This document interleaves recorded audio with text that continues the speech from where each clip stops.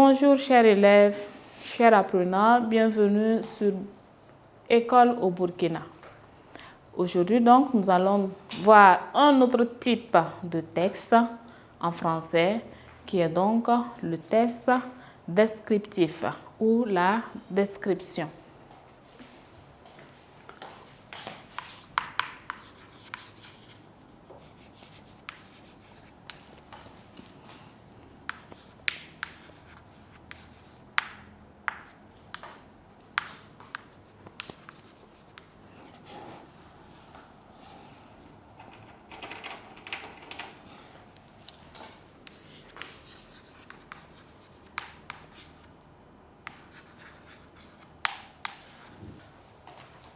Bien, le texte descriptif ou la description. Donc, on peut être amené à décrire un lieu, voilà, un phénomène, une chose ou une personne. Faire la description, c'est donc apporter plus de précision sur l'élément, la chose ou la personne que l'on décrit. Donc, c'est apporter, voilà, quelques détails précis, voilà, sur la chose que nous sommes en train de décrire. Bien, donc on peut donc décrire une maison, on peut donc décrire un lieu quelconque, on peut décrire un phénomène tel que les inondations, tel que la sécheresse, la famine, bon, tout ce qui peut arriver. Donc, on peut aussi décrire une personne. Donc, quand on veut faire la description d'une personne, on parlera alors de portrait. On parlera de portrait physique et de portrait moral. Bien, quand on veut faire une description, voilà, la description aussi obéit, voilà, à quelques critères. Bien, qu'est-ce qu'on peut retrouver donc dans un texte descriptif?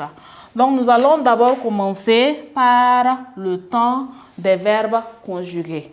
Donc, si le passé simple est le temps par excellence de la narration, l'imparfait sera alors le temps par excellence de la description. Donc, on peut avoir l'imparfait, le plus que parfait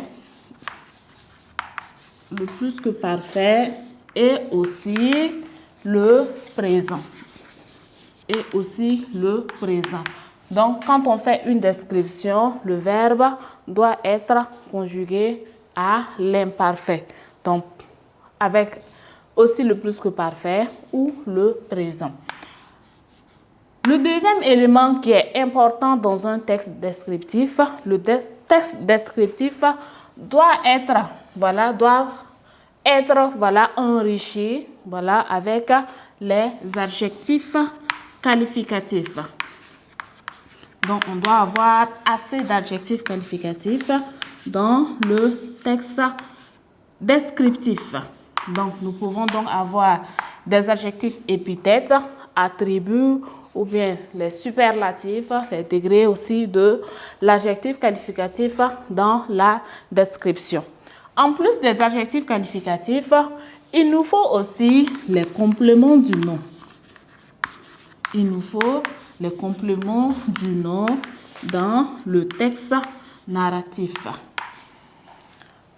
Les compléments du nom, donc on parlera alors l'adjectif qualificatif, le complément du nom ou la subordonnée relative sont donc des expansions du groupe nominal. Donc on parlera alors de la proposition subordonnée relative aussi dans la description.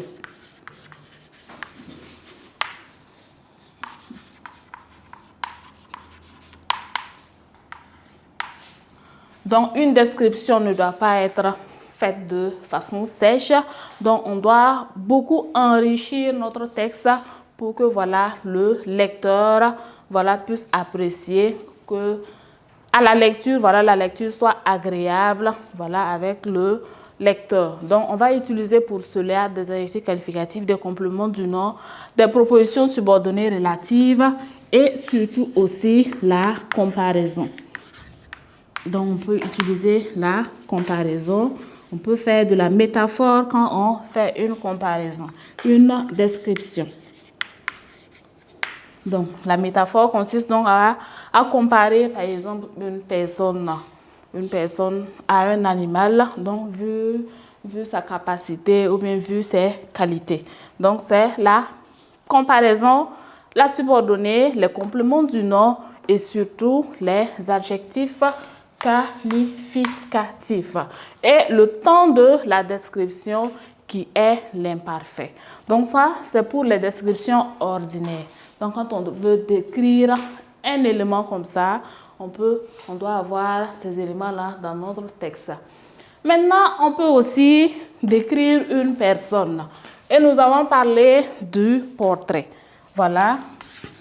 Parlons maintenant du portrait. Donc, quand on veut faire le portrait d'une personne, c'est-à-dire quand on veut décrire une personne, on va toujours commencer par décrire le physique de la personne. On parle alors de portrait physique.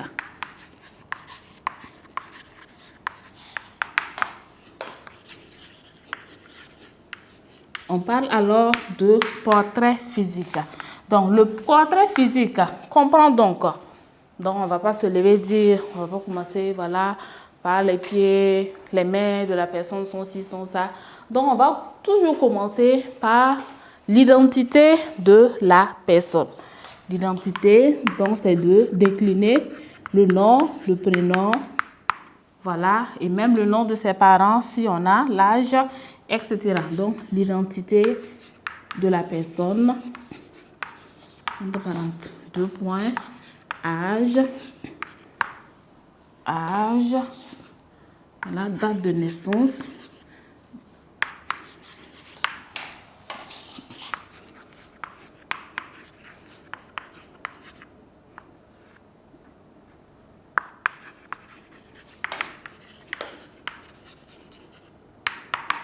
donc on décline d'abord l'identité de la personne que nous voulons décrire, dont nous voulons faire le portrait. Donc après l'identité maintenant, on va s'intéresser maintenant au physique proprement dit. Donc on parlera en premier. On peut partir maintenant de la tête jusqu'aux pieds. Donc on parlera des traits du visage, par exemple. Donc les traits du visage. Pardon. Bon, comment est le visage de la personne, le teint, voilà.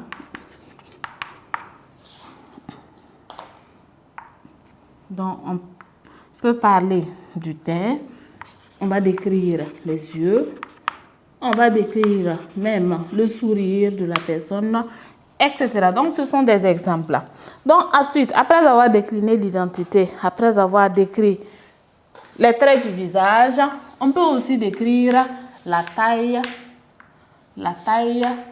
d'une personne. Donc, on peut aussi décrire la taille, voilà. Une personne peut être grande de taille, peut être courte, peut être, voilà, avec la forme en même temps, peut être, voilà, mince, peut être grosse, etc. Donc, on a la taille. Donc, grand, petit, élancé, voilà, en même temps avec la forme.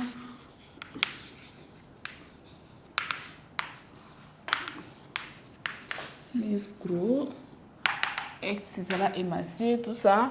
Bien, donc après la taille, la forme, on peut aussi s'intéresser à la démarche de la personne.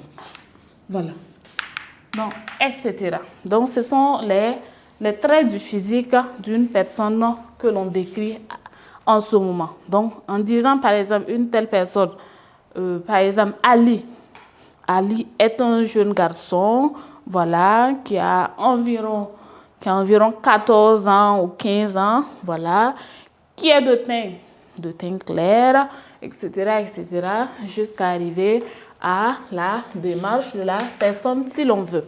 Donc, en faisant ceci, voilà, nous sommes en train de faire alors le portrait physique de la personne.